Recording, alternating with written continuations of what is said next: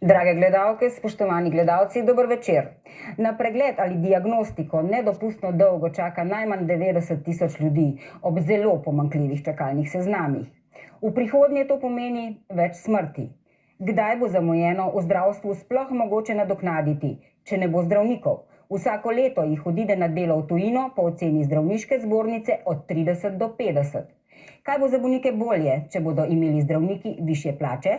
Ali bo reforma posegla tudi v pravice? O tem z našimi gosti, mlado zdravnico Anito Dobrovolec, specialistko radiologije v bolnišnici Celje, Samom Fakinom, nekdanjim ministrom za zdravje in nekdanjim direktorjem zdravstvene zavarovalnice, Antonom Crnjacem, direktorjem druge največje bolnišnice v državi, UKC Maribor, in Konradom Kuštrinom, predsednikom zdravniškega sindikata Fides. V oddajo smo povabili tudi ministra za zdravje Janeza Poklukarja, a se zaradi prezasedenosti vabilu ni mogel odzvati. Zaradi slabšanja razmer pa nam na Ministrstvu za zdravje niso mogli zagotoviti niti kakšnega drugega sogovornika. Dober večer vsem, ki ste prišli. Predno se posvetimo plačam in pa reformi, bomo pogledali, kakšne so razmere v bolnišnicah. Kaj okupacija covida v bolnišnicah pomeni za bolnike, ki jih zdravite vi na radiologiji? Dober večer, hvala za vabilo. Zdaj, stanje, kar se tiče zaposlenih v bolnišnici, konkretno naši in zelo verjetno tudi vse povsod drugod, je, da smo precej izčrpani. Zadnje atome moči namenjamo bolnikom, tako covidnim kot ne-covidnim. Tisto, kar nas pa skrbi glede ne-covidnih bolnikov, je pa, da številka teh, ki prihajajo v urgentno obravnavo, zelo, zelo narašča. Eno je to, da zdaj pričakujemo spet višje številke zaradi novega seva omikrona. Drugo je pa to, da so ljudje v resnici imeli odtegnjeno obravnavo na nek način že 22 mesecev. In se njihova stanja se slabšajo. Kako konkretno pri vas, tiste, ki jih vi zdravite? Jaz konkretno se ukvarjam z interventno radiologijo. Večino mojih pacientov ima bolezni ožilja. Najpogosteje je to na spodnjih okončinah. In te pacienti, če ne pridejo pravočasno do posega, sledi amputacija spodnje okončine. Taki pacienti so potem v bistvu na nek način invalidni, so veliko pogosteje zbolevajo. Tudi statistično dokazano je, da 3-krat hitreje umrejo.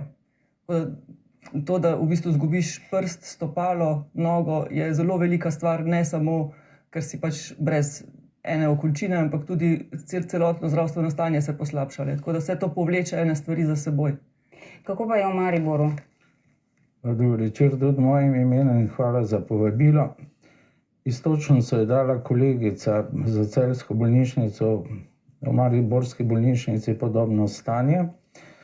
Če smo še pred časom govorili, da smo v kaotičnih, kritičnih časih delovanja ustanove, je zdaj nekoliko bolje, ampak še zmeraj sila resno stanje, ko smo na koncu tega, po mojih ocenah, predolgega tunela, v katerem smo se znašli v zadnjih 2 letih, videli že neko svetlo luč. Na koncu je zdaj prisoten ta nesrečen omikron, ki bo očitno zopet poslabšal stanje, dostopnost ne-covidnih bolnikov. Meni je kristalno jasno, da covidni bolniki potrebujejo vrhunsko ustanovo, saj to so resno prizadeti bolniki, življenjsko ogroženi in tako dalje. Ampak to, kar je kolegica izpostavila, seveda slabša, ne slabša, manj obravnave ne-covidnih bolnikov in na teh segmentih se daljše čakalne dobe. Kje je najhuje? Pravzaprav povsod. Mi smo konkretno v UKC Maribor zaradi koncentracije covidnih bolnikov, enormnega števila obravnav, pregrupacije kadra. Mi moramo vedeti, v najhujših časih smo imeli po 300-400 medicinskih sester in 100 zdravnikov samo na obravnavi covidnih bolnikov. Posledično, jasno, zaradi omejenosti kadra, prostorov in vsega, ne-covidni ne pridejo na vrsto. Najhuje, konkretno kirurgija, obravnavali smo urgentne primere, Obravnavali smo onkološke bolnike, posebno pozornost smo posvečali kardiokirurgiji, ker tam je smrtnost lahko izredno visoka, pa na kirurgiji sila opustili, bi rekel, tiste tako zvane elektivne posege, vzamo ortopedijo, vzamo vse te plastiko in te stvari. Pa moramo vedeti, morda res ortopedski bolnik ni tista prioriteta obravnave, vendar zaradi bolečin v hrbtenici, ukoliko tudi potrebuje obravnavo. Vse to se zamika. zamaknilo. Koliko recimo operacij je odpadlo, koliko posegov diagnostike, imate kakšno oceno? Kot sem omenil, na področju onkologije, kardiokirurgije in urgence nič, odlično opravili svoje delo. Na vseh ostalih segmentih, pa ne zgolj na kirurgiji, tudi internistika in ostale dejavnosti, pa sila omejili. Recimo ortopedi so po izračunih zoperirali 30% bolnikov, naraščajo čakalne dobe na kirurških oddelkih, na internistiki, revmatološki pregledi, endokrinologije in tako dalje. En konglomerat stanja, ki se slabša, zato da lahko res kvalitetno obravnavamo covidne bolnike. In kot je kolegica že tudi prej omenila, ljudje so iztrošeni, to so enormni napori, kadri so omejeni, imamo koliko pač imamo, ljudje izgorevajo in strah, ki bi ga, ali pa eno bojazen, ki bi jo sedaj izpostavil ta novi različica covida, prinaša bolniške staleže, prinaša karantene in tako dalje. Bojim se, da se bomo, kljub vsemu, da smo že bili optimistično nastrojeni, znašli zdaj po teh napovedih, morda tam sredi februarja, zopet v eni sila resni situaciji. Zdravstvo je torej pred velikimi izzivi. V 10. protikoronskem zakonu je bil določen dvig najvišjega plačnega razreda za zdravnike. V številkah to pomeni, boste videli tudi na ekranu, namesto slabih 4.000 evrov, dobrih 5.000 evrov bruto. A kdaj bodo višje plače tudi na bančnih računih, še ni jasno. 5 sindikalnih central je namreč napovedalo ustavno presojo 48. člena PKP10, ki povišanje omogoča. Sindikati bodo zahtevo vložili v četrtek, ko bodo pred mediji tudi pojasnili svojo odločitev. Gospod Kuštrin, kaj, če ustavno sodišče razsodi, da 48. člen ne velja in da povišanja stropa za zdravnike ne bo? No, najprej je treba pojasniti ozadje vsega tega, kar se je dogajalo. Ne? Mi smo se praktično kot zdravniki Fides 3/4 leta usklajevali o zakonu o plačah v zdravstvu, ki bi uredil plače vsem zaposlenih v zdravstvu, izvzel cel sistem iz enotnega plačnega sistema, ki je za mene samoupravni sporazum o plačah. Ne? Natančno tako tudi funkcionira. S tem bi bili nagrajeni od čistilke pa do recimo direktorja kliničnega centra, zdravniki, sestre, vsi. Ne? Paralelno se je minister za zdravje pogajal z zdravstvenimi sindikati in ko sem včeraj slišal gospoda ministra za javno upravo, je imel mandat se pogajati s tistimi, ki naj bi odhajali, najbolj obremenjenimi. Dejansko je prišlo do splošnega dviga plač in do popolne porušitve razmerij med zdravstvenimi poklici. Zato smo pač mi najprej, so se seveda bili užaljeni mladi zdravniki, starejši smo mogoče malo bolj potrpežljivi. Smo pač sprožili neko akcijo, ne? In je verjetno posledica tega izraženega našega nezadovoljstva je ta aneks PKP-ju, ki dviga strop za 6 plačnih razredov, kar pa ne pomeni, absolutno ne, da se bodo dvignile plače samo tistim, za katere govorite, da so najboljše plačani. Ne? Torej, ko govorimo o plači zdravnika, za vse zdravnike. Prosim? Ali razmišljate, oziroma je predlog tak, da ni dvignjen le strop, ampak to pomeni 6 razredov dviga plač prav za vse zdravnike? Absolutno in najmanj toliko, ne? Ker odprtje kolektivne pogodbe omogoča, da se plača zdravniku specialistu, ki ima zdaj 1,3 povprečne plače po tem, ko študira recimo do 32. ali 33. leta, torej 1600 evrov. Ne? To so razmerja, ki so veljala nekje verjetno v bivši državi Jugoslaviji. Ne? Ampak zdaj se je odprla kolektivna pogodba in pogovori šele tečejo. Kakšna plačna razmerja je porušil tudi dvig plač v zdravstveni negi in pa socialnem varstvu? Kakšna so zdaj ta razmerja? Tukaj ste se uprli zlasti mladi zdravniki. Kakšna so zdaj po novem ta razmerja? Mladi zdravnik, medicinska sestra z visoko izobrazbo, kaj je tisto, kar vzbuja skrb? Tako, ljudje mogoče ne vejo, da zdravnik, ki jih sprejme na urgenci, je pač mladi zdravnik in si ne predstavljajo, koliko je plačan. Tudi specializanti se nekako po svojem stažu delijo in starejši, ko so bolj samostojni in delajo več stvari. Vsi delamo v timih. Res je, da v ta tim kot različni profili vstopamo z neko različno izobrazbo, predvsem pa je odgovornost druga. Odgovornost na zdravniku je neprimerljivo pač višja kot na drugih pač članih tima in iz tega smo nekako izhajali, da v resnici v enem timu ne more biti sestra plačana boljše kot zdravnik. Zdaj pri mladih zdravnikih je to toliko bolj izraženo, ker pač na začetku kariere imamo nižjo plačo kot naši starejši kolegi, ampak absolutno pa smo mnenja, da smo vsi zdravniki podplačani. A lahko razložite na primeru številkami ta razmerja? Zdravstvena nega, zdravnik. Ja, pri zdravniku je pač sama začetna osnovna plača je odvisna od same izobrazbe. Torej, več, ko si specializant, specialist, tako potem tudi plača raste. Ta delovna mesta, ki so pa pri ostalih profilih, deloma so tudi vezana na to, ampak so predvsem vezana na sama delovna mesta, na neko delovišče. In ni nobene razlike in tako lahko tam v bistvu ena diplomirana medicinska sestra lahko štarta tudi v 48. razredu, kar je precej više od zdravnika specialista, na primer, ne. Pač osnovna začetna plača zdravnika specialista je 45. razred. Tudi nekako nesorazmerno se nam zdi, da je ogromno vodstvenih mest znotraj pač delovnih mest pač sester, diplomiranih sester. In to pomeni seveda višjo plačo?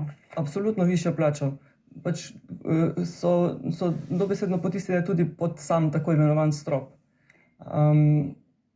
Zdaj zelo nam je žal, da je recimo na primeru babic in porodničarjev je dejansko zelo veliko slabe volje tudi strani babic, ki se pač smatrajo, da samostojno vodijo porod in seveda, da ga vodijo samostojno. Ampak spet, zdravnik, porodničar je pa tisti, ki, ko se nekaj zakomplicira, pride in pač, ne vem, ali pa sproži pač carski rez oziroma pač rešuje naprej situacijo, ne. Tako da spet nekako vse je v redu, dokler poteka v redu, ne. Ampak se pa vsi moramo zavedati, da je pa zdravnik v timu tisti, ki pregleda pacienta, postavi diagnozo, mu odredi terapijo in ga tudi na koncu pač zdravi, operira, karkoli, ne. Vas je gospod minister že povabil na pogajanja? Že imate vabilo? Imeli smo en, kako bi rekel, bolj kot nespoznavni sestanek. Pričakovali smo, da bo imel že svoj predlog, pa ga ni imel. Dokdaj se pa želite izpogajati te plače? Dokdaj želite izpogajati te plače? Do konca tega meseca, logično. Saj to je stvar dveh sestankov. Dogovoriti se moramo za, seveda, koliko bo zrasla plača zdravniku specialistu, ki je zdaj bedno plačan, ne. Moramo vedeti, da imamo tudi zdravnika s splošno licenco. Zdravnik po strokovnem izpitu bo imel splošno licenco. A lahko govoriva morda v kakšnih številkah? Ne moremo govoriti v številkah, ne. Ker jih pač še ne poznamo, ne. Ampak zdravnik s splošno licenco po strokovnem izpitu bo zdaj delal na urgenci, seveda po pomoči drugih, bo lahko zdravnik bo delal v družinski medicini in ta je na dnu plačne lestvice na splošno. To je zdravnik z vso odgovornostjo. Ko se bomo dogovorili za pozicijo teh dveh zdravnikov, potem bo ostalo samo avtomatizem. Če smem mogoče dopolniti samo te konkretne številke, ki vas mogoče zanimajo. Tudi gledalce. Mislim pač gledalce. V tem trenutku je recimo zdravnik, pripravnik oziroma sekundarij 31. plačni razred. Minimalna plača je 23. plačni razred. Pri čemer je to potem, ko gremo na neto zneske, 200 evrov razlike. Se pravi, en zdravnik ima 200 evrov višjo plačo, kot je minimalna plača v tej državi. Ste izračunali, koliko bo to stalo? No, mi imamo svoje izračune z ozirom na podatke, ki o številu zdravnikov in projekcije, kaj nam bi eventualno uspelo, ampak bomo seveda o teh številkah se bomo z ministrstvom pogovarjali. Gospod Fakin, ste morda izračunali, koliko bo to stalo? Če je 6 razredov, je približno 12%. Če bi vseh 5000 zdravnikov šlo gor za toliko. Bo je treba pa še dodatke prišteti, pa bomo na hitro na 20% povečanja bruto mase za vse zdravnike. Ne? Koliko je to v številki? Čez 100 milijonov. Najmanj. Ampak to je zdaj težko govoriti, dokler se zadeve ne zaračunajo, dokler se ne dogovorijo. Potem je pa to avtomatizem, to se ostavi v formulo in se vidi, vsaka bolnica to ve, koliko da za zdravniške plače, in če rečemo 20% povečanje zdravniških plač v mariborski bolnici, gospod Crnec oziroma njegove službe bo to stresli z rokava. Ali bo avtomatično vsak zdravnik, ki je recimo zdaj v 57. razredu, preveden v 63. razred, če se z ministrom dogovorite? Ja, prav gotovo. Sej je treba povedati to, da bi leta 2008 zdravniki, ki smo takrat 10-krat napredovali in bili uvrščeni v zahtevna delovna mesta, torej operativa, intenziva in tako naprej, že leta 2008 morali biti uvrščeni v 60. plačni razred. Ne? Potem, ko smo inaugurirali leta 2017 višjega specialista, bi morali vsi ti zdravniki biti uvrščeni v 65. plačni razred. Ta strop je verjetno unikum v plačnih sistemih, ki omogoča, da pridejo v najvišje plačne razrede samo politiki in funkcionarji. Nobeden znanstvenik, raziskovalec, umetnik, nihče ne more priti več. Je pa res, da je ta strop, o tem stropu se govori kot o nekem, kot o ne vem kakšnih plačah. Bodimo odkriti. Zdravnik v 57. plačnem razredu verjetno rabi 20 let, ne da bi jedel in pil, da si kupi v Ljubljani stanovanje. Gospod Fakin? Jaz mislim, da smo s tem plačilnim sistemom po razredih prišli do konca. In da bo potrebno razmišljati o tem, da stropa sploh ne bi bilo, ampak da bi bila plača vsakega zaposlenega v zdravstvu vezana tudi na produktivnost in na kakovost dela. Zdaj te dva osnovna elementa. Ker zdaj se lahko zgodi, da je nekdo v najvišjem razredu, pa mu ni potrebno delati toliko kot tistemu, ki je na začetku kariere. In za mene je nepravično. Specialist je specialist. Zavod za zdravstveno zavarovanje plačuje storitev. In v storitvi je tudi cena dela. In da ima nekdo 20% manj plače samo zato, ker je mlajši, to nekako v gospodarstvu ne igra vloge. Tam se plača pač delo, storitev in ustrezna kvaliteta. Jaz še enkrat, sploh ne bi omejil plače zdravnikov, ampak jih vezal na pričakovan rezultat dela, pa kakršen bo družben dogovor, koliko bo za to maso šlo. Na ta način bi se odpravili tudi znotraj bolnišnic nezadovoljstvo med mlajšimi, starejšimi in podobne stvari. Zadeve je treba začeti meriti, mi jih sedaj ne plačujemo pač po razredih, po izobrazbi in po starosti, ne pa po kvaliteti in količini dela. Ker ta 57. razred ali pa 65. ne rešuje vprašanje res vrhunskih strokovnjakov, na katerih sloni bolnica. Te je treba odpreti čist in dati individualno pogodbo. Individualne pogodbe so torej rešitev. Ne pa, da potem v privatništvo, pa vidimo po televiziji oddaje, kako vrhunski strokovnjaki iz mariborske bolnice operirajo na petih koncih. In v bistvu zakaj to delajo? Da mogoče 2-krat večjo plačo, kot jo gospod Crnec lahko da v Mariboru. Zakaj pa jo ne bi že tam dal? Gospod Kuštrin? Ja, je treba povedati, da se moramo gospodu Fakinu zahvaliti, da smo prišli do standardov in normativov, ker je kot direktor ZZZS-ja vedno govoril, da eni ne delajo nič, ni pa 3-krat več. Standardi in normativi, ki jih je stroka napisala, Fides je bil samo trigger, da je do tega prišlo, kar dobro pokažejo, kaj mora nekdo na primarnem ali sekundarnem nivoju narediti. Zlasti splošni, pa tudi specialni. Tako da management ima možnost kontrole, koliko kdo naredi. Druga stvar, Senioriteta je povsod plačana, ne samo v Sloveniji, ne? Tudi v vseh, mi smo člani Evropske federacije, poznamo v nulo vse plače sisteme in povsod je razmerje med mlajšimi in starejšimi specialisti znatno, zato ker senioriteta pomeni ne samo, da si siv, ne, ampak tudi, da imaš več izkušenj in da si več upaš. Ne. Tako da glede tega ni nobene dileme. Je pa res, da individualne pogodbe dati nihče pravzaprav v tem trenutku teh družbenih razmerij ne bo. Znotraj obstoječega, torej nove kolektivne pogodbe, smo mi predvideli močno fleksibilizacijo plač, ki bi bila popolnoma v rokah menedžmenta. Če nekdo ocenjuje, da je njegov kardiokirurg tako dober, da ga hoče imeti 365 dni pravzaprav kar naprej na razpolago v matični ustanovi, mu bo dal znotraj sistema, ki smo ga mi predvideli, ekskluzivno pogodbo, torej ne bo smel delati nikjer, plačo mu bo pa lahko dvignil po potrebi, kolikor misli, da je vreden. Koliko zdravnikov pa ta hip v Sloveniji manjka? Zdaj, vprašanje je, kakšno številko vzamemo, ne? Ampak če zgledujemo po Avstrijcih in Nemcih, Avstrijci imajo še pravzaprav 5,5 zdravnika, zelo veliko zdravnikov, ne? Na število prebivalcev, Nemci nekoliko manj, na brzino bi rekli, da 1000. Mi smo pa pod evropskim povprečjem, ne? Pod evropskim, ki je približno 3,9, mi imamo pa 3,5. Težava bo v prihodnje vse te čakalne vrste, oskrbeti vse te bolnike, če ne bo zdravnikov. Vi ste med svojimi kolegi delali anketo. Kaj je ta anketa pokazala o zadovoljstvu, o tem, kako mladi zdravniki razmišljajo?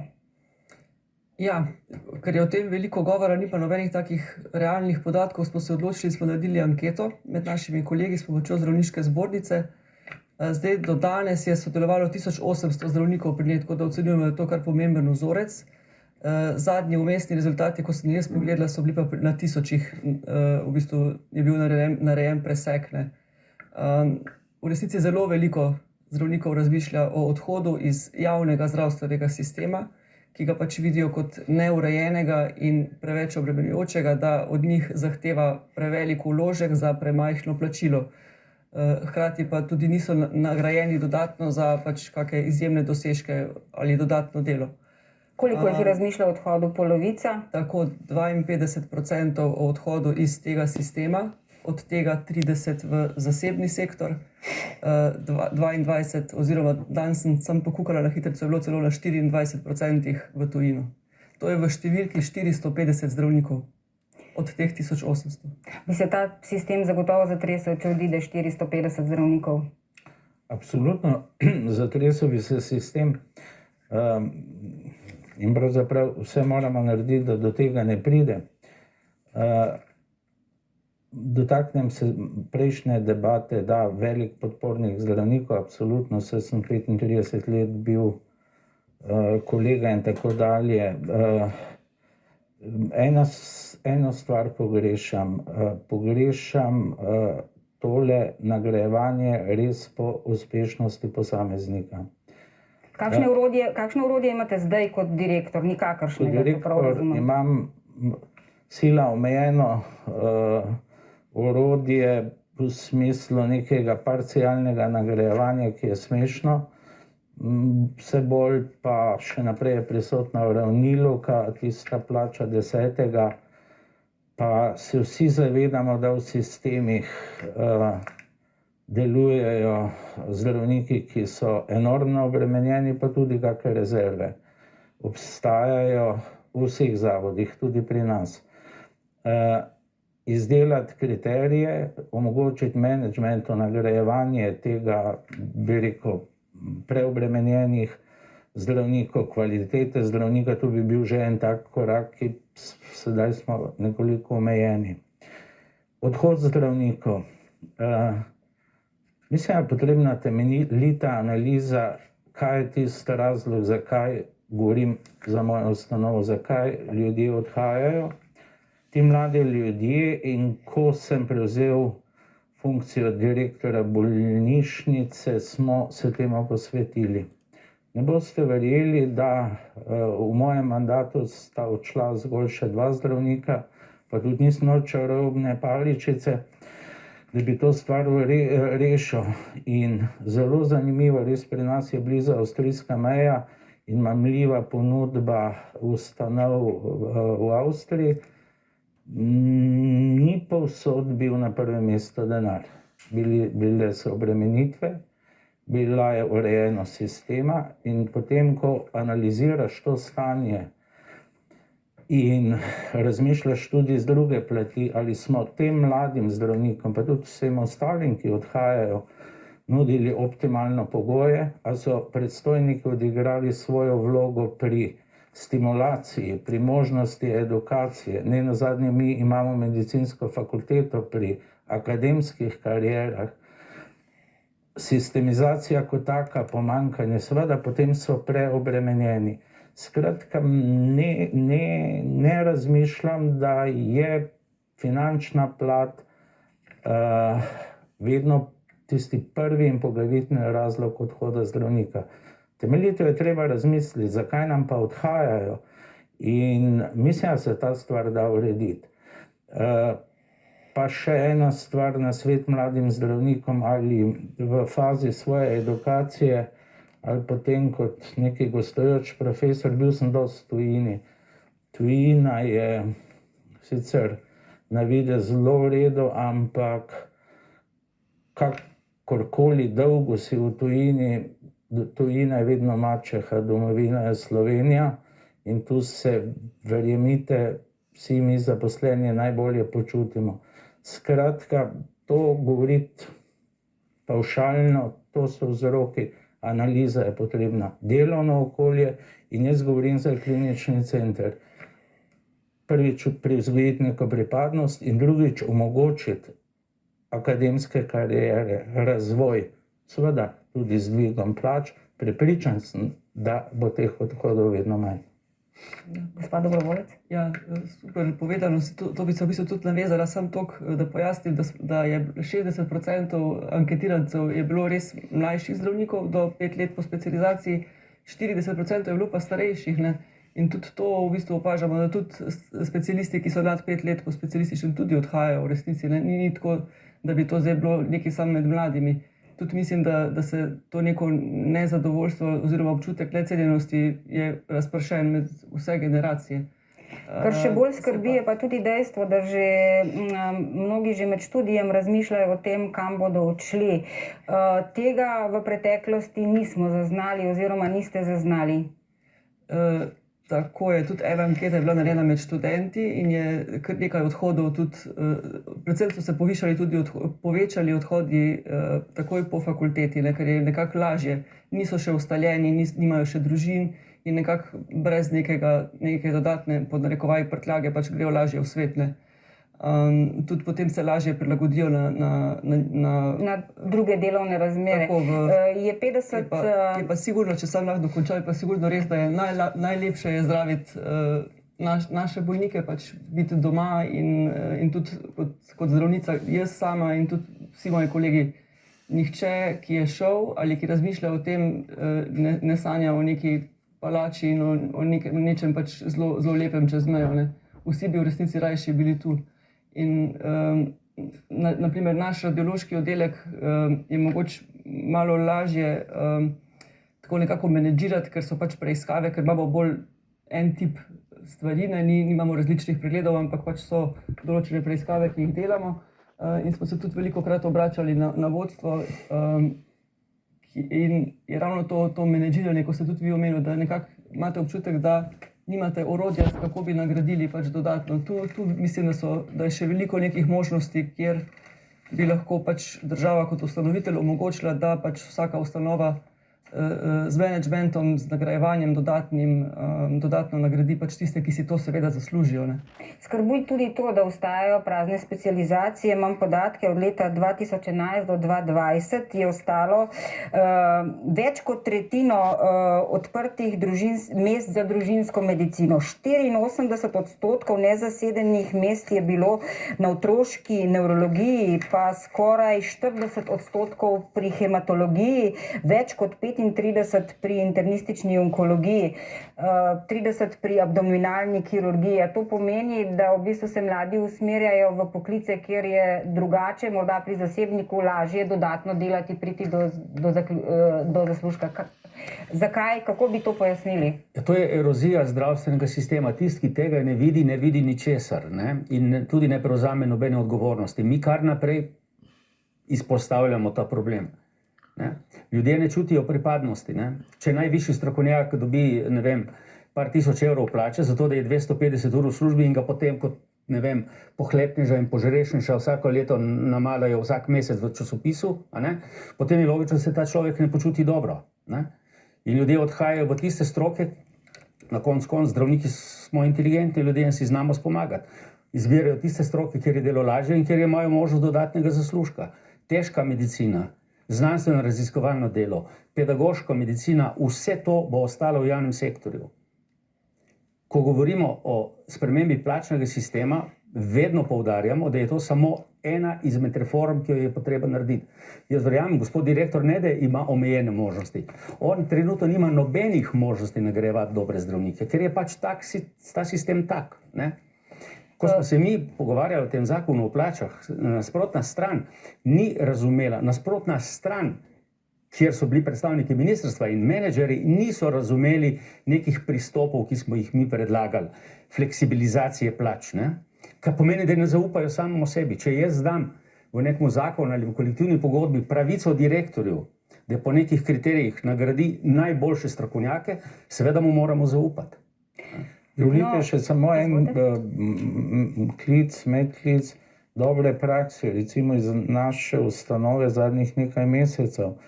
Res je, da imamo čez 600 medicinsko fakulteto na odbor študentov, med študenti že ankete področja, ki jih zanimajo.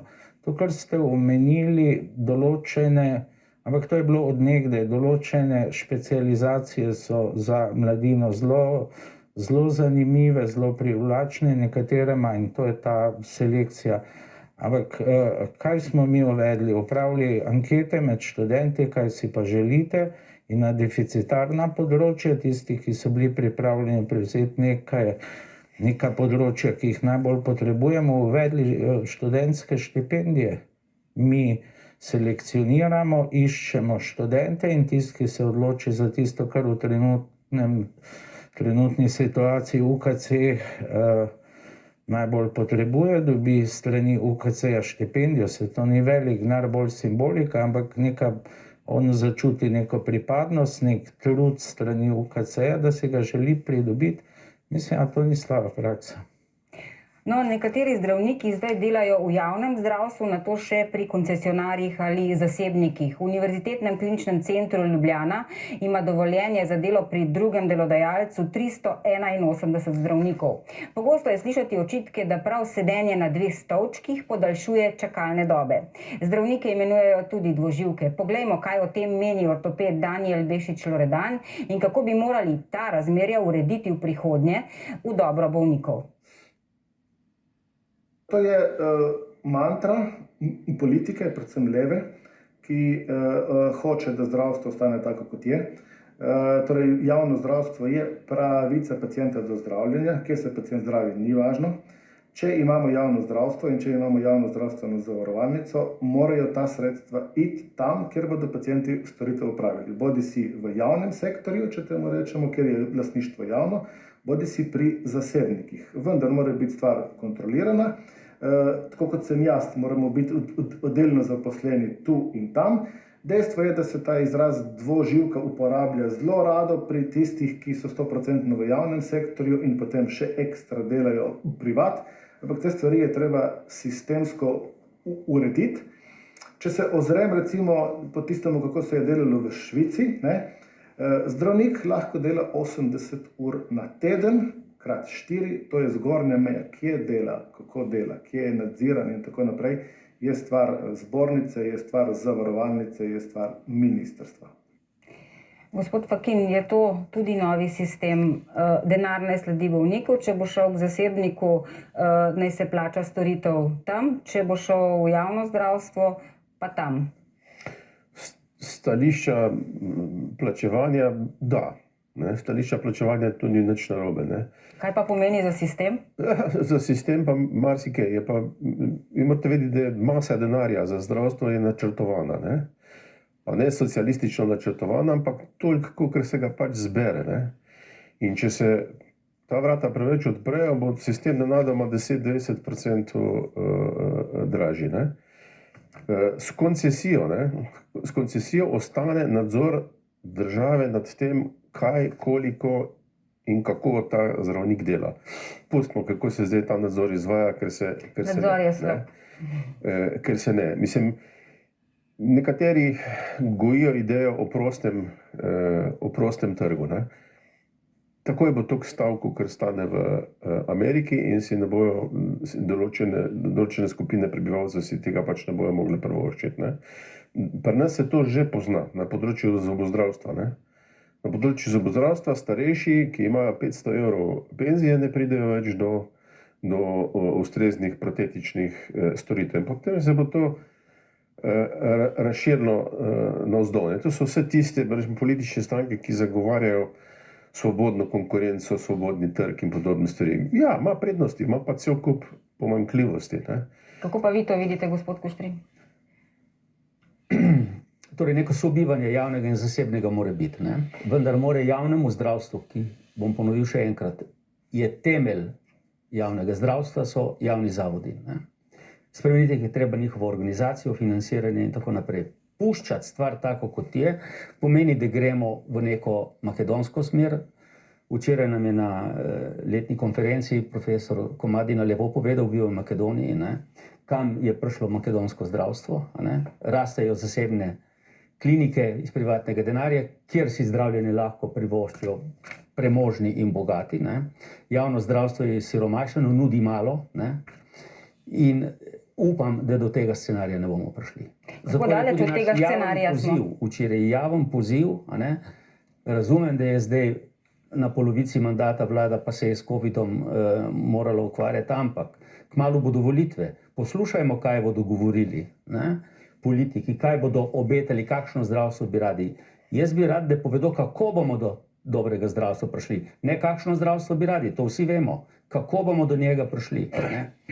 In seveda je treba narediti tisto, kar smo mi pripravili zdravniške organizacije leta 2014, a ne? Koncept reorganizacije zdravstvenega sistema.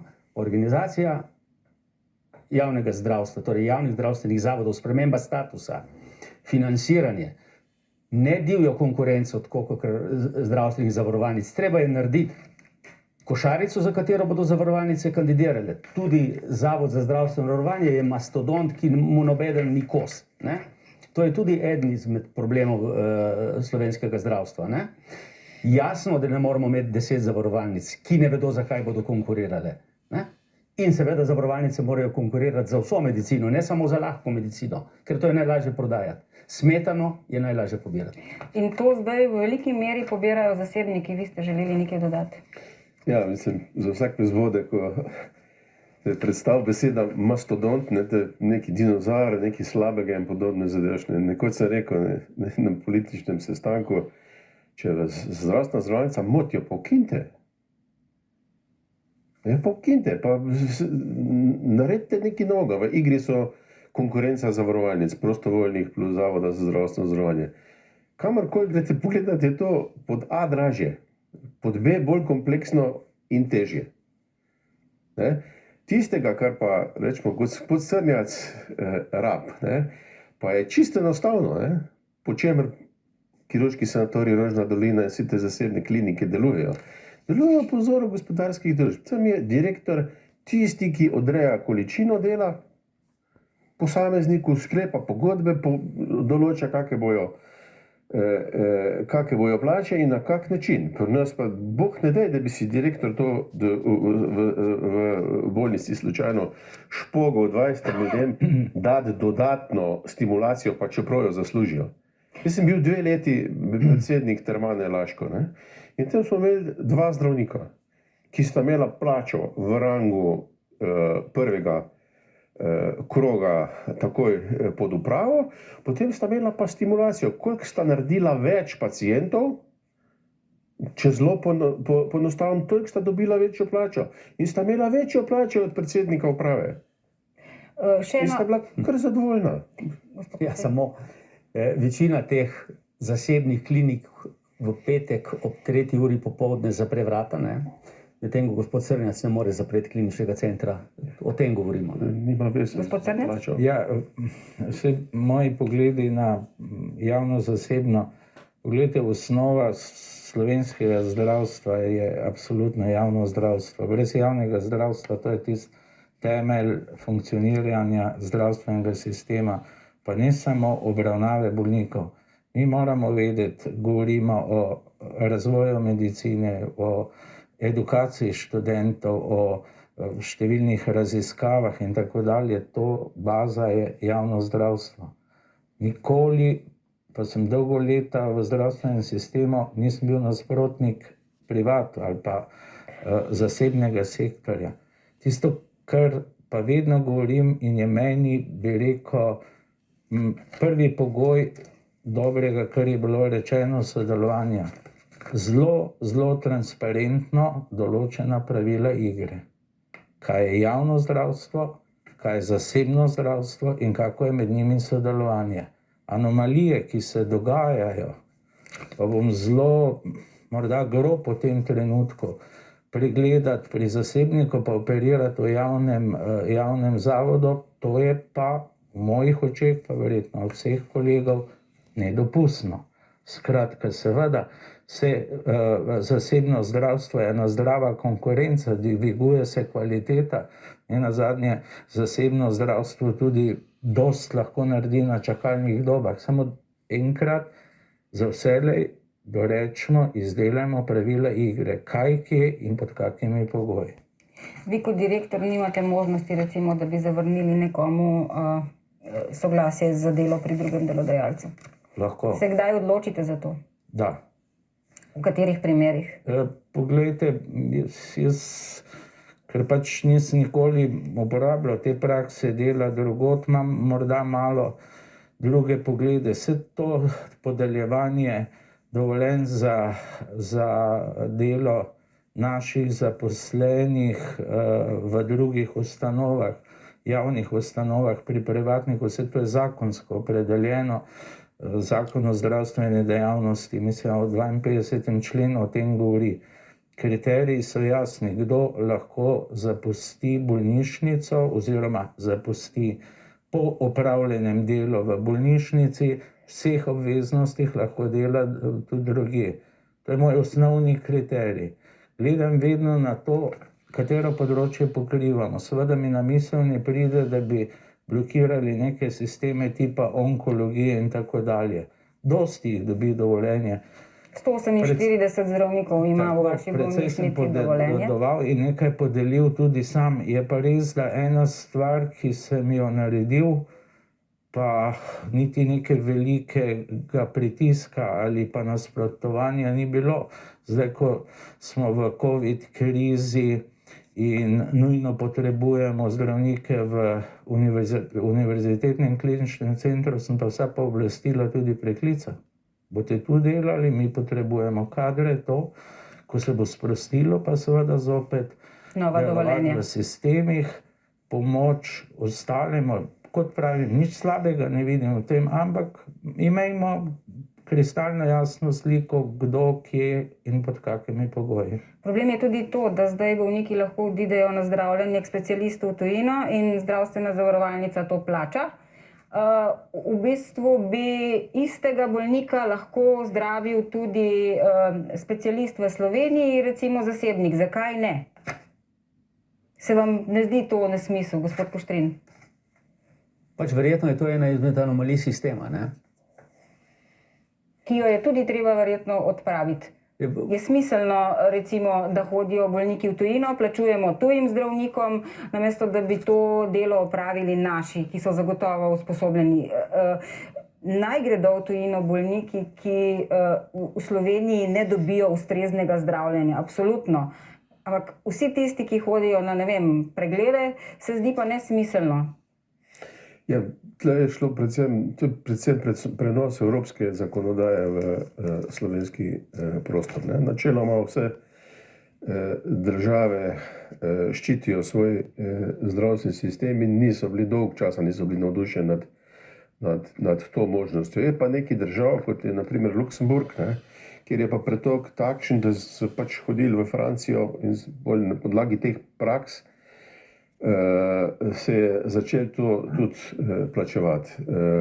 Strah je sam ta, da bo to šlo toliko veliko denarja, da bo matični sistem shiral. Ampak dokler v Sloveniji nimamo podatkov, koliko naš sistem bolnišnični lahko naredi, glede na plačane efektivne ure, ne, mi imamo v bolnišničnem sistemu, mislim, da okrog 3000 zdravnikov, nekaj tasga, in to je 3000 krat 2088 efektivnih ur. Ampak tukaj not pa nimamo, a so vse te efektivne ure dejansko izkoriščene. Tega podatka ne spremljamo. Ne?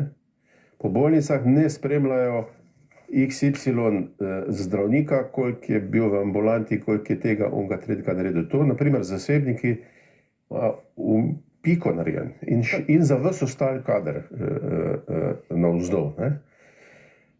Moji podatki na ambulantni specialisti, ki sem šel analizirati, ortopedske ambulante, naprimer. Ne? Kaj ste ugotovili? In ugotovim, da približno 10% pacientov čaka na ortopedski pregled od celotne mase pacientov, ki se letno pregledajo v teh ambulantah. Sprav, številka sploh ni alarmantna. 10%. Če to prevedemo nazaj, pomeni 4 dodatne paciente na dan v ambulanti. Zelo grobo. Potem greš pa še pogledati, koliko je prvih in kontrolnih pregledov narejenih in ugotoviš, da so precejšnje razlike med ambulantami. Ni standardnega 10 prvih, 5 ponovnih, ampak je zelo različno po ambulantah. Če bi že to standardizirali, praktično čakajočih ne bi bilo. Pa so pa še razlike med ambulantami. Konkretno Valdoltra, 8000 pregledov na ambulanto in posamezni zasebniki po Sloveniji po 4500 pregledov na ambulanto z istim denarjem, istim številom točk. Ne? Kjer sem se pa najbolj zgrozil, ne? Da to nihče tistih, ki kontrolira pa regulira sistem, tega ne nadzira. Teh podatkov sploh ne pozna. Kaj je danes standard za enega kirurga? Koliko operacij na leto, da je še varen, ne? Pa da ni preutrujen? A vemo to? Ja, ne vemo. Ne?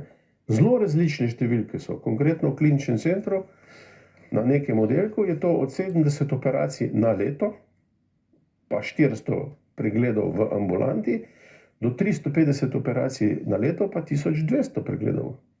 To so ogromne razlike v obremenjenosti. Tako je. Ne? Jaz se to zavzemam. Treba izenačiti obremenjenost. Ampak o tem moja menedžerska kariera se nismo pogovarjali nikoli. Kaj je tista norma dnevna, ki je potrebna, ne tak, ki jo je Fides predstavil, ampak tista dnevna operativna norma. Ne. Jaz sem proti tem normativom, zato ker so ambulante različne in različni pacienti dnevno prihajajo in je težko natakniti na vsako ambulanto en republiški normativ. Gospod Koštlin, še odgovor? Ja, gospod Fakin, minister bi moral vedeti, da ni Fidesovih normativov, ne? Ni Fidesov normativ. Obstajajo zavarovalniški normativi in po zavarovalniških normativih je tako, kot če bi bili pacienti na tekočem traku, ne? Niti dobrodan pa nasvidenje, ne? Normative, ki zdaj veljajo, postavlja stroka. Fides je bil pobudnik tega, a ne? In stroka. V teh skupinah, ki so postavljali normative, so bili zdravniki, zavarovalničari in direktori. V vsaki skupini je bil samo eden član Fidesa kot zdravnik. Ne pa kot... In to niso Fidesovi normativi, ne? In to so ti normativi, ne rečem, da so idealni, so pa edini. So napisani v kolektivni pogodbi in so pravica in dolžnost, ne? In so odprti. Vedno lahko stroka normative popravi, jih priredi in spremeni. To ni zaprta stvar, ne? Ampak na tem področju nihče razen nas ni naredil nobenega koraka.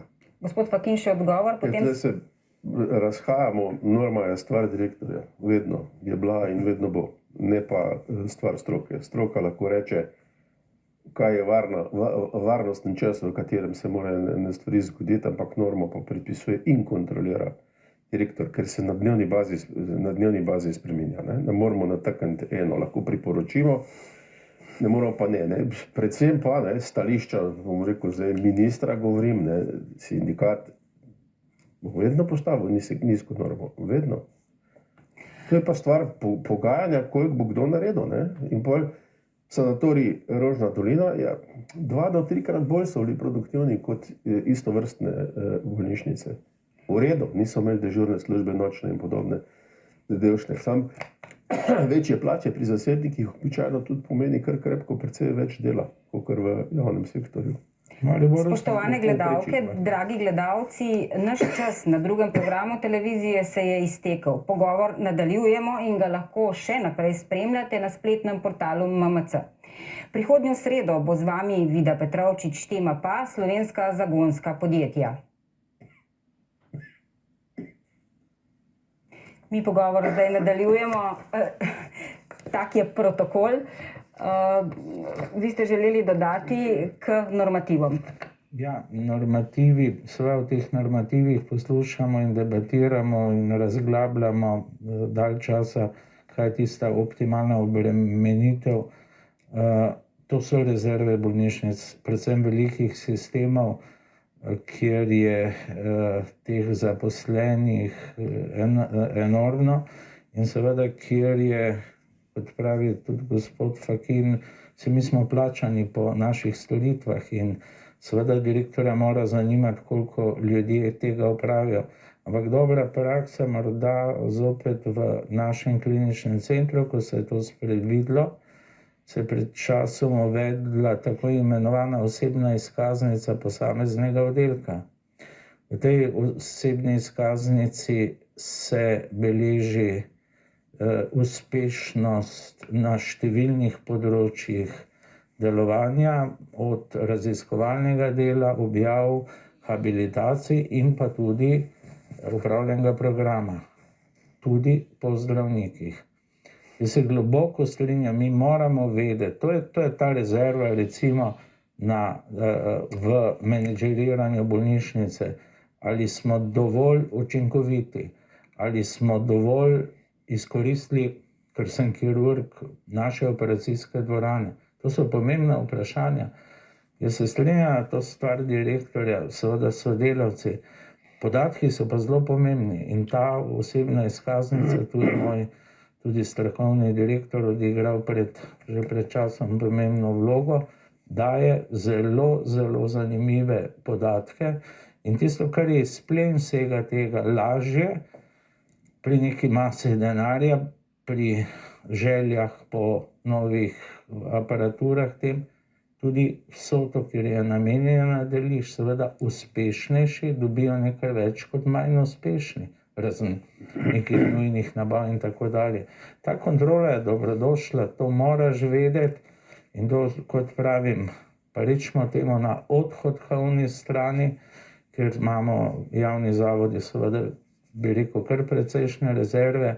Je to eden od kriterijev, ko lahko oceniš. Kje še imate rezerve?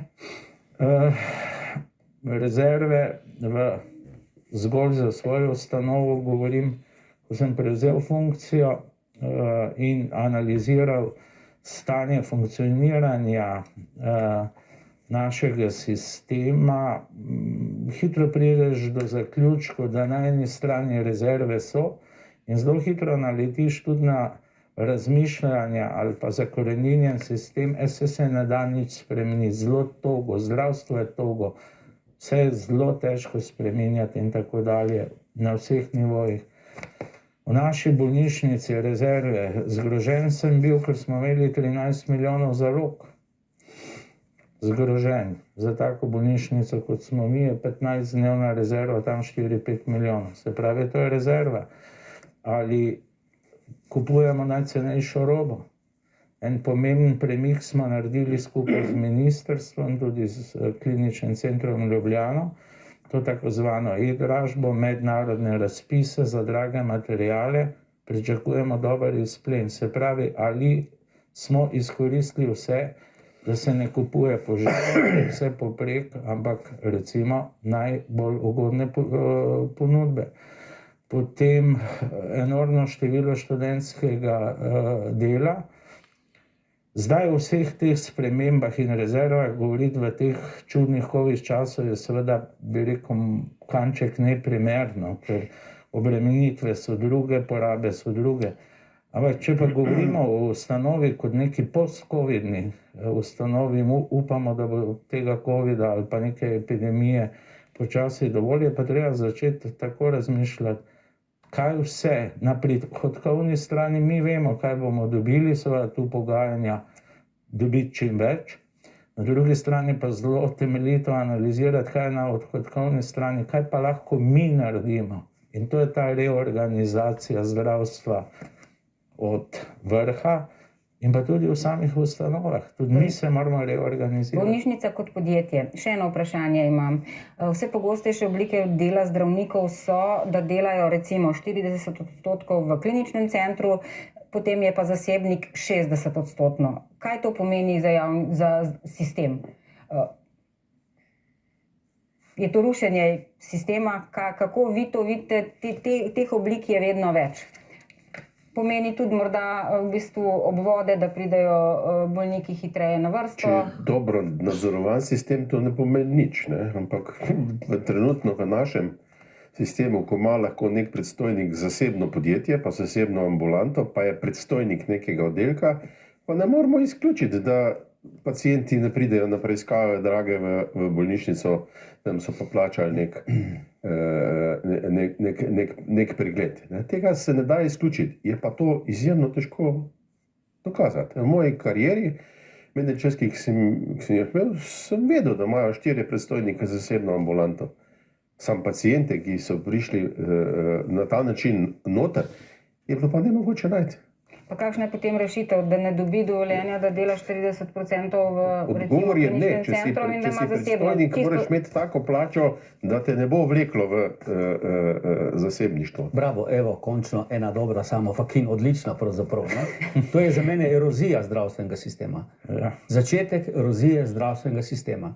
Kot sem rekel, v naših predlogih sodobne kolektivne pogodbe bi imel gospod direktor možnost svoje izjemno dobre strokovnjake nagraditi po njegovi presoji brez stropa. Ne? V tem trenutku so izjemno dobri strokovnjaki, svetovni strokovnjaki, ki bi jih drugje vzeli za desetine tisoč evrov, ne? Vprašamo se samo po kakšni ceni hodijo Čehi operirati v klinični center, a ne? Jih direktor ne more z ničemer nagraditi. Ne? In zato seveda logično ne bodo čakali na neke lepše čase, če se pa že 10 let ni prav nič spremenilo, ampak si pomagajo po svoje in imajo do tega pravico. Ne? Zato pravim, da je treba reformirati obstoječi sistem in je reforma plačnega sistema samo eden del mozaika reform celega sistema. Še en problem se pojavlja za bolnike, plačajo obvezno zavarovanje, plačajo dopolnilno zavarovanje in zdaj zavarovalnice ponujajo še dodatno zavarovanje, tam od 15 do 40 evrov, da pridejo na vrsto pri zdravniku prej kot sicer. Kako to komentirate, gospod Fakin? Zavarovalnice tudi kupujejo zasebne zdravstvene ustanove, zagotovo ne bi kupovale, če ne bi bilo v ozadju dobička. To pomeni, da je cena zdravstvene storitve je enaka za zasebnike in za javne zavode. Ne? To pomeni, da so zasebniki nekako drugače organizirani, da se jim splača. Zakaj ne znamo organizirati slovenskih bolnišnic, kot so zasebni sanatoriji urejeni? Zakaj tega ne znamo narediti? Dajmo pogledati, kaj hudiča delajo drugače. Vse vemo, kaj delajo drugače. Kolektivno pogodbo za gospodarstvo imajo, pa tisti, ki je šef, pa lastnik odloča, koliko bo kdo plače, pa koliko bo kdo delal. Pri nas pa direktor, če se loti slučajno reorganizacije nekega oddelka, ki nadaleč dela premalo, v narekovajih dela premalo, ni dolgo direktor. Se že najde neka varianta, da ga bojo odpustili. Ko sem bil minister, sem rekel, dajmo po zgledu gospodarskih organizacij začeti bolnice voditi. Ne? to ne gre, ker so zakonodaje različne, gospodarstvo pa javne. Rekel, ok, pa dajmo vsaj upravljanje za začetek zaostriti. Se pravi, odgovornost svetov zavodov, ne da je to politično delegiran nek tretjerazredni uradnik, ki ne ve, kaj je to bolnišnica. Ne. Ampak je strankarsko pripaden. Seveda, ampak je strankarsko pripaden. In kje se je ustavil? Ko sem predlagal, da vzamemo za direktorja Lahovniku zakon. Da bo imel, na primer, direktor mariborske bolnišnice, ker je tako velika, 5-kratnik povprečne plače v zdravstvenem zavarovanju, v svoji bolnišnici. To pomeni, da bi gospod Crnjac, namesto da ima 4.000 evrov bruto plače, imel nek 10-12.000 evrov bruto plače, kar je povprečna menedžerska plača ta hip v gospodarstvu. Nič posebnega v primerjavi z ostalimi. Veste, kje se je ustavil? Kje je nekdo rekel, ja, bo imel pa direktor nekega zdravstvenega doma večjo plačo kot predsednik vlade. Ne gre. Politika, razen ministra za zdravje, se z zdravstvom ne ukvarja. Nima vizije. Nobene vizije nima, ker se vsak minister ukvarja z svojim ministrstvom. Vlada kot celota sploh, to je skupek 12 ministrov, ki vsak zagovarja svoje področje. In to je odvisno od ministra, ne, za zdravje, kaj se bo v zdravstvu dogajalo. Dogajati se pa ne sme nič takega, kar bi slučajno onemogočilo naslednje volitve. To se pravi, imajo tudi zdravniki recimo precej velik vpliv, ko gre za postavljanje direktorjev in so ti konflikti, ko recimo direktor poseže v neke javne razpise. Tudi v Mariboru se je to dogajalo. Zdravniki nimajo nobenega vpliva na postavljanje direktorjev, imajo pa vpliv na odstavljanje direktorja. Drugače pa politika nastavi direktorja, važen je naš, potem se to razdeli po strankah, kjera stranka bo imela katero mesto, in če si slučajno, kakor tukaj sposoben direktor, imaš srečo, da se slučajno za to mesto nekdo drug ne zanima, potem si direktor, drugače pa nisi. Če se nek politik zanima za neko direktorsko mesto, ne, potem gospod Crnjac ne bi sedel tam, kjer danes sedi. Če bi bil interes strani politike. Gospod Urvold. Če smem samo še jaz na to ponujanje zdravstvenih storitev preko zavarovalnice, ne, izven obveznega in dopolnilnega zavarovanja. Tako. V bistvu se nam dogaja neka divja privatizacija na nek način, ne, in nič ni narobe, da obstajajo tudi pač v nekem privatnem sektorju pač zdravstvene storitve. Ampak država kot ustanovitelj mora pač poskrbeti za javni zavod. To, kar jaz mislim, kar vas razumem, da pač, ne vem, kirurški sanatoriji in podobne ustanove pač lahko kot neko gospodarsko dejavnost boljše uveljavljajo, ampak oni si lahko izbirajo storitve, ki jih bojo upravljali. Oni nimajo urgentnih centrov, oni nimajo hematoloških oddelkov. To so recimo taki oddelki, ki v resnici veliko stanejo, ne? Ampak ena bolnišnica in klinični center ne more biti brez tega. Ne more biti brez centra za transplantacijo organov. Kjer zasebnik se bo tega lotil? Tako se bi rekla, da je radiologija na nek način tak čisto delek, ker pač so preiskave, pač tudi neki pregledi, ampak nimamo veliko različnih storitev, a ne? Tako tudi zasebnik si izbere v bistvu, kaj bo počel, in sigurno bo tudi malo gledal, kaj se bo bolj splačal, ne? To je dejstvo. Ko pa pride bolnik v javno ustanovo, pa tam ga moraš pa celega obravnavati. On ni prišel sam na holecystektomijo. Če bo pač po operaciji doživel sepso, ga bo treba zdraviti. Tako, mislim. Za tiste, ki se jim pa karkoli zgodi v zasebnih ustanovah, pa tudi navadno jih pošiljajo potem na UKC Maribor ali UKC Ljubljana. Sigurno. In še vprašanje, ki bo zagotovo zanimalo gledalce. Ali bo treba vendarle enkrat v prihodnje poseči pravice? Prav gotovo ne bojo posegli v pravice. Tista vlada, ki bo posegla v pravice, ne bo dolgo vlada. Izkušnje zadnjih 50 let, če pogledam Evropo, nikjer niso kršili pravice. Je to tako družbeno občutljiva tema, ne, da imate praktično revolt takoj. Ne.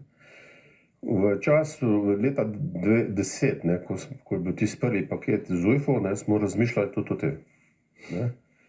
In takrat je bilo, da se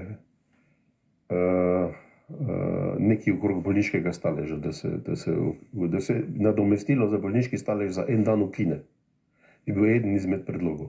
In je pristopila k meni ena sindikalistka na skupščini in rekla: gospod Fakin, če boste tole predlagal danes na skupščini Zavoda za zdravstveno zavarovanje, vas bomo takoj odstavili. Šlo za en dan. Ko smo poskušali izenačiti cene kontracepcijskih tablet, ne, relativno enostavna molekula je to, ne, bi 2 od 20 kontracepcijskih tablet postale, bi bilo treba doplačati 1 evro ali 2 evra na mesec. Ne. Preko noči so zbrali 4500 podpisov za mojo zamenjavo. Preko noči. To je toliko občutljiva tema, krčiti kakršno koli pravico, da se tega ne bo nihče drznil. Sicer pa se že imamo. Ne? Imamo 80-70% storitev na primaru plačanih iz obveznega zdravstvenega zavarovanja, 30% pa iz zasebnega. Imamo 90% odraslega zobozdravstva že plačano iz dopolnilnega zdravstvenega zavarovanja. Mi že imamo pokrčene pravice. V bistvu je krčenje pravic tudi to, da čakaš na neko storitev zelo dolgo. Nekatere čakalne dobe so se od leta 20 na isti presečni datum, so mi poslali podatke, 1. januar podvojile, pa so to psihiatrični pregledi, ki so ta hip v teh razmerah zagotovo pomembni, operacije kolkov, kup stvari, na kup posegov, pregledov, diagnostike morajo ljudje čakati dlje in teh 90 000, ki sem jih omenila na začetku, praktično to niso popolni seznami, ker že nekaj mesecev bolnišnice ne pošiljajo podatkov in sploh ni jasno, koliko ta hip ljudi v Sloveniji čaka. Gospod Kuštrin, bomo posegli v pravice.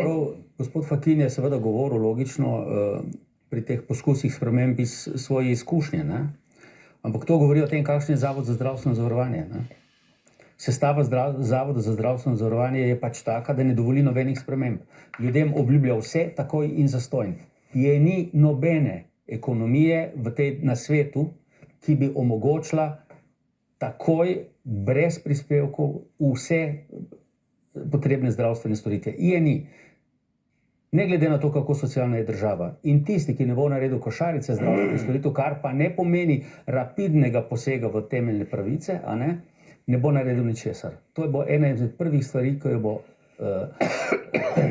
neka vlada, katerakoli, morala narediti in to čim prej. Ne. To ne pomeni posega v tiste zdravstvene storitve, ki so nujno potrebne. Obstajajo sistemi. Ne.